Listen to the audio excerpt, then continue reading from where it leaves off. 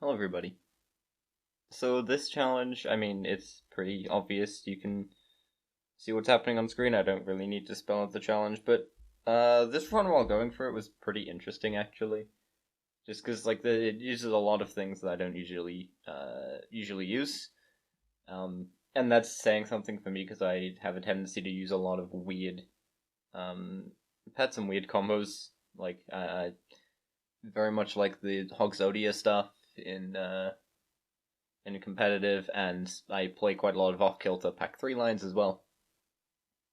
But instead, I just wanted to use the video to kind of talk about everything else that's been happening in SEP recently, because there's been a lot of stuff, and I haven't uploaded stuff on it. And I thought, what better day than today to do that? So first of all, Team Tour has been happening.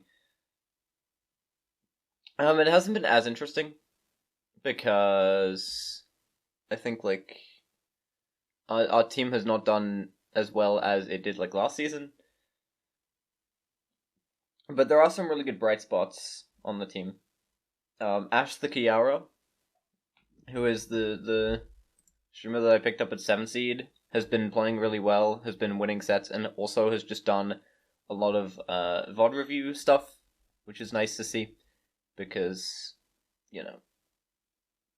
it's the theory that I have that streamers and content creators have a tendency to just care a lot more about the game than a typical rookie, and so will generally do a lot better. There's only been I can't really think of the last occasion where this didn't work for me. Um, there are maybe some streamers that get to a certain peak, but usually that peak will be higher than where they were seeded initially. But anyway, yeah, Ash is a very good bright spot. Lucijuice is also very good. It's just been a very difficult schedule, I suppose. I don't think we're out of contention for playoffs yet. We're 1-3, but I believe if we win all of these upcoming weeks by enough, we should still have a chance to get into playoffs. But I don't know. I mean, there's a ton of stuff happening. I'll update you on Team Tour if anything more interesting happens. If there's any really unique games that come from that. But there's also been packable trades. I recently played my packable trades, or a set for that, where it's rotating mirrors. That's what I do for week 6. I played against Onet. It was pretty interesting. There were a couple of non-games, like the Star Pack one and the Turtle Pack one at the end. But I think that overall it was a pretty fun set, and I was happy to take a couple of very good games off of Onet, because Onet's a very strong player. Notably, I had a game that was Abomination, just a big Abomination against a full team Spirit board, but he was very low on lives, but was able to set up this full team Spirit board. And I ended up winning on the last turn with, I think it was definitely a Sleipnir in the Abomination. I'm trying to think of what other unit it was. I might make a video on that game because it's a pretty interesting one, but we'll see. But yeah, I think Abomination in Unicorn Pack is really underrated right now. Even on the turn where you buy it, it's very strong tempo with a lot of abilities like Brain Cramp or even your Fur-bearing Trout and things like that. And it's also probably the best buff target on tier 4. Just because you can then play this weird playstyle where you freeze a lot of units. You freeze roll a lot of units and you kind of don't care that much because chocolates are still going to be really important, and you could have a mix up every turn, which is able to scam a lot of fights out.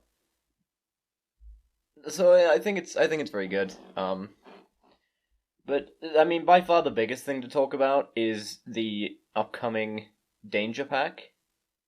If you somehow haven't seen, Team Wood are doing a pack on endangered species, and it's been really interesting so far. It seems like they're going for a more fully fleshed out transformation archetype, which looks pretty cool. There's like currently the I don't remember what it was. It was like a monkey from Borneo or something like that. It was really interesting looking. It like transforms stuff into a cell pet based on its level.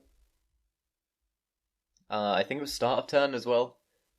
So that will be very interesting, like gold generation. I think it can be pretty strong, like especially if it's turning into a pet at its level. Like you can transform suddenly level ones into level threes potentially, which could be really scary because then like presuming there's going to be other transform synergy in the pack, you could maybe transform it back into a level 3 pet with an ability of some kind, which seems like it could be really strong. Like I envision a world where that unit's broken and needs to be nerfed, kind of like Flying Squirrel, so where it's like a maximum of level 1, 2, and 3, or something like that, or like it can never go up a level.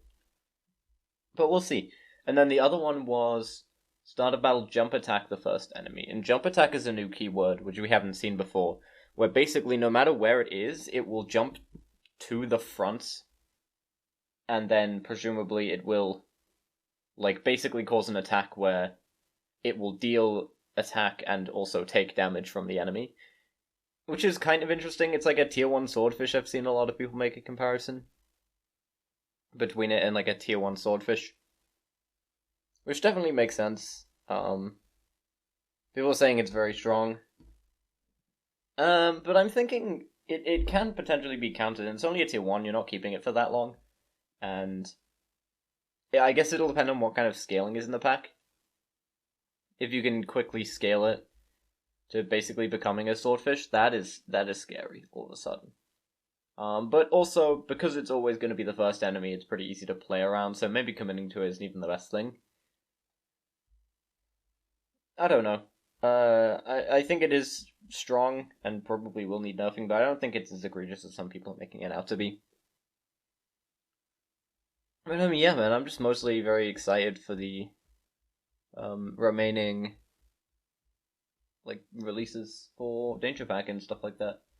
I would have loved to have for there to be like a test server of some kind, but it seems like they're just moving to testing stuff internally. Which I mean, the last time they did that was Unicorn Pack, and it's like that release didn't end up going that great. But I trust whoever they've got on the team to be able to test it appropriately. I think you could hire Infected Player, like unironically. I think Infected Player is like probably the best or close to the best at finding these infinite combos. Like Freets and Infected Player are the main two. Freets finds a lot more complicated setups. Recently has been experimenting with Abomination. Infected Player just finds a lot more simple setups. Sometimes that conditional, like if your opponent has this, then you have infinite gold, which is still very very impressive. Like I've found exactly one infinite in my time, and I'm like also there. I'm like the that dragon, the picture of that dragon where it's like two of the heads are really serious and then one of them just like goofy looking.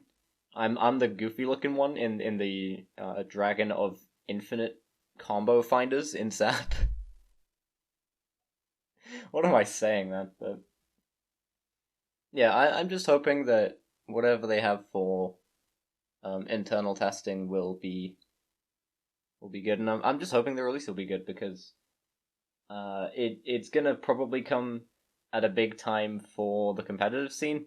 If it ends up being broken on launch, the competitive scene is ruined for a bit because some people won't have bought the pack or won't be able to buy the pack. But I guess only time will tell.